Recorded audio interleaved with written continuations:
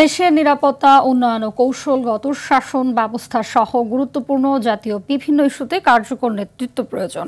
জাতীয় নিরাপত্তা ও উন্নয়নে অংশীজনদের নতুনভাবে ভাবতে হবে, এমন মন্তব্য করলেন সেনাপ্রধান জেনারেল ওয়াকারুজ্জামান। ন্যাশনাল ডিফেন্স কলেজে ক্যাপস্টোন কোর্সের সমাপনী অনুষ্ঠানে তিনি মন্তব্য করেন। এ সময় তিনি ফেলোদের উদ্দেশ্যে বলেন, জাতীয় স্বার্থকে সবার অগ্রাধিকার দিতে হবে। ক্যাপস্টোন কোর্স সম্পন্ন করা ৪৫ জন ফেলোকে সনদ তুলে দেন সেনাপ্রধান। অনুষ্ঠানে আরও বক্তব্য রাখেন NDC commandant lieutenant general Shahinul হক।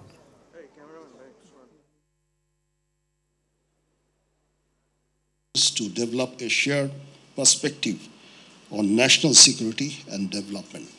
দেশের নিরাপত্তা, উন্নয়ন ও কৌশলগত শাসন ব্যবস্থা সহ গুরুত্বপূর্ণ জাতীয় ইস্যুসমূহে কার্যকর নেতৃত্ব এবং অংশীজনদের মধ্যে যৌথ উপলব্ধির অনেক প্রয়োজন।